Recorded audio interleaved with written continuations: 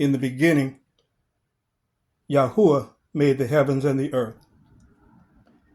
And Yahuwah proceeded to form the man out of dust from the ground, and to blow into his nostrils the breath of life, and the man came to be a living soul. Further, Yahuwah planted a garden in Eden toward the east, and there he put the man whom he had formed. Hence Jehovah made a deep sleep fall upon the man, and while he was sleeping, he took one of his ribs and then closed it up, the flesh over its place. And Yahuwah proceeded to build the rib that he had taken from the man into a woman and bring her to the man. And Yahuwah proceeded to take the man and settle him in the Garden of Eden, to cultivate it and to take care of it. And Yahuwah also laid this command upon the man: from every tree of the garden you may eat to satisfaction. But as for the tree of the knowledge of good and bad, you must not eat from it, for in the day you eat from it, you will positively die. At this, the serpent said to the woman, you positively will not die. For God knows that in the very day of your eating from it, your eyes are bound to be open, and you are bound to be like God, knowing good and bad. And Yahuwah proceeded to say to the serpent, I shall put enmity between you and the woman, and between your seed and her seed. He will bruise you in the head, and you will bruise him in the heel.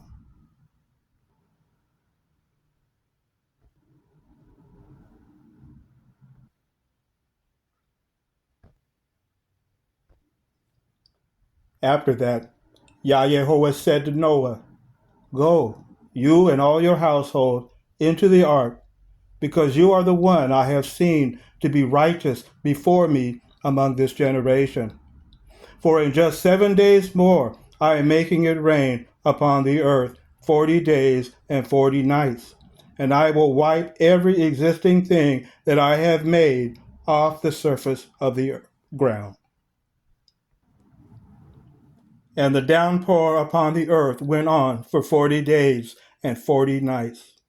On this very day Noah went in, and Shem and Ham and Japheth, Noah's sons, and the wife of Noah, and the 3 wives of his sons with him into the ark.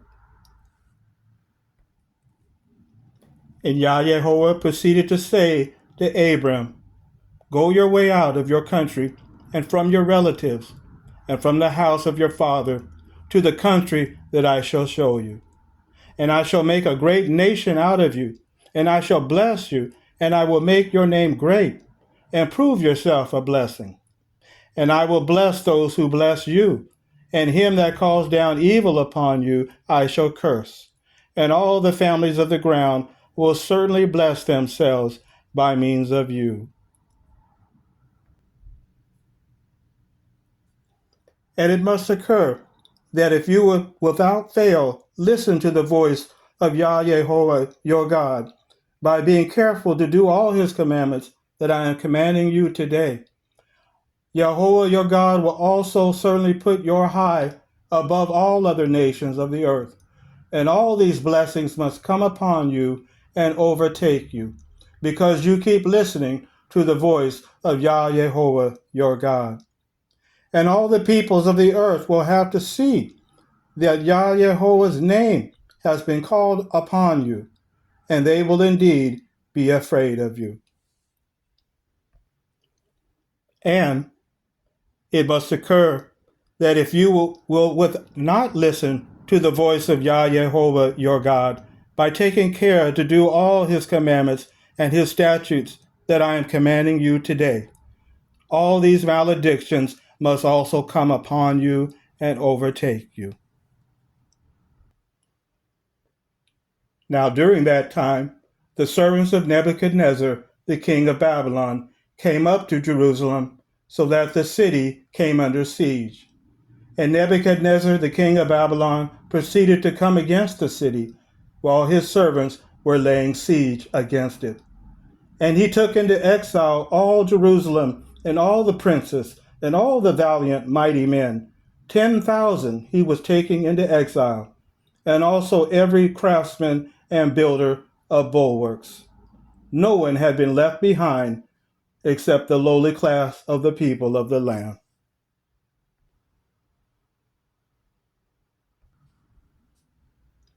I, Nebuchadnezzar, happened to be at ease in my house and flourishing in my palace.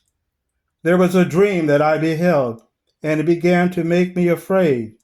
And there were mental images upon my bed and visions of my head that began to frighten me.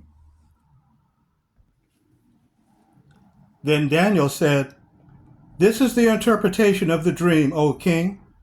Chop down the tree, but leave the stump with its roots in the ground, with the banding of iron and copper, and let 7 times pass over it."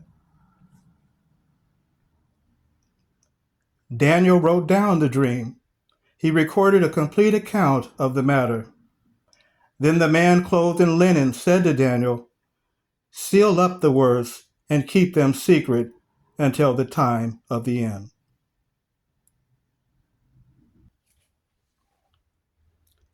Yahweh himself produced me as the beginning of his way, the earliest of his achievements of long ago.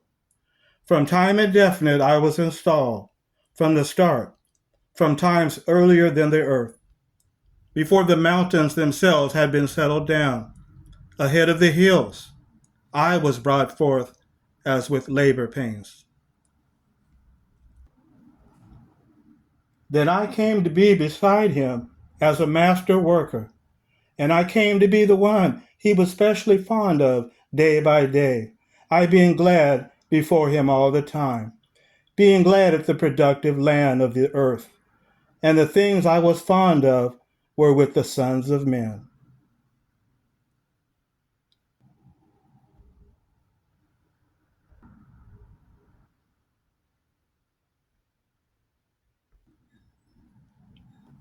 And Gog said, the Gog of Magog, "I shall go up against the land of open rural country. I shall come in upon those having no disturbance, dwelling in security, all of them dwelling without wall, and they do not have even bar and doors. It will be to get a big spoil and to do much plundering, in order to turn your hand back upon devastated places re-inhabited, and upon a people gathered together out of the nations, that is accumulating wealth and property. Sheba and Dedan, and the merchants of Tarshish, and all its young lions, they will say to you, is it to get a big spoil that you are coming in? Is it to do much plundering that you have congregated your congregation? In order to carry off silver and gold, to take wealth and property, to get a very great spoil? And the woman was arrayed in purple and scarlet, and was adorned with gold and precious stone and pearls, and had in her hand a golden cup that was full of disgusting things and the unclean things of her fornication. And upon her forehead was written a name, a mystery, Babylon the Great. A full stock of gold and silver and precious stone and pearls and fine linen and purple and silk and scarlet, and everything in scented wood, and every sort of ivory object, and every sort of object out of most precious wood, and of copper, and of iron, and of marble. Also cinnamon and Indian spice, and incense, and perfumed oil, and frankincense, and wine, and olive oil, and find flour and wheat, and cattle and sheep, and horses, and coaches, and slaves, and human souls.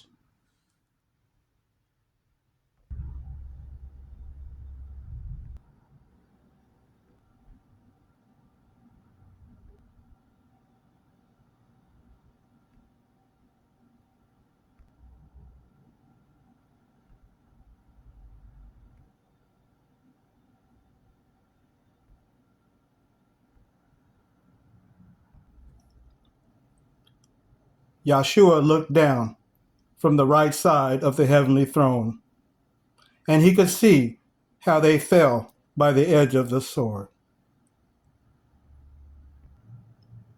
and how they were being led captive into all the nations, until the times of the Gentiles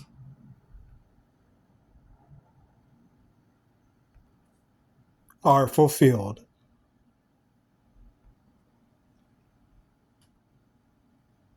And Yahshua saw a wild beast ascending out of the sea, with 10 horns and 7 heads. They are 7 kings. 5 have fallen, 1 is, the other has not yet arrived. But when he does arrive, he must remain a short while.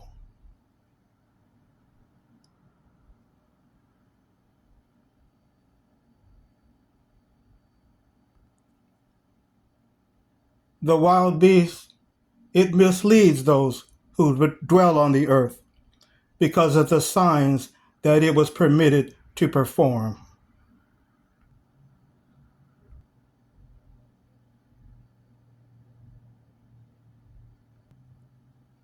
The wild beast puts under compulsion all people, the small and the great.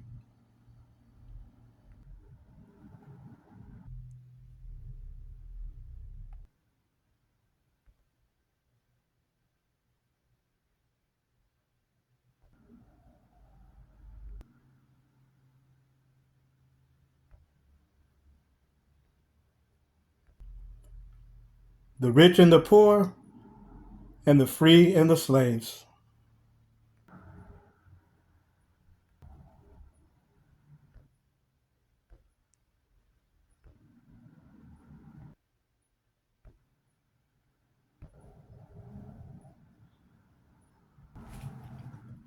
But the utterance of Yahuwah to my Lord is, sit at my right hand until I place your enemies as a stool for your feet. The rod of your strength Yahuwah will send out of Zion, saying, go subduing in the midst of your enemies. For he will deliver the poor one crying for help, also the afflicted one, and whoever has no helper. He will feel sorry for the lowly one and the poor one, and the souls of the poor ones he will save. From oppression and from violence he will redeem their soul, and their blood will be precious in his eyes. Your enemies will lick the dust. Gird your sword upon your thigh, Almighty One, and in your splendor go on to success. Ride in the cause of truth and humility and righteousness.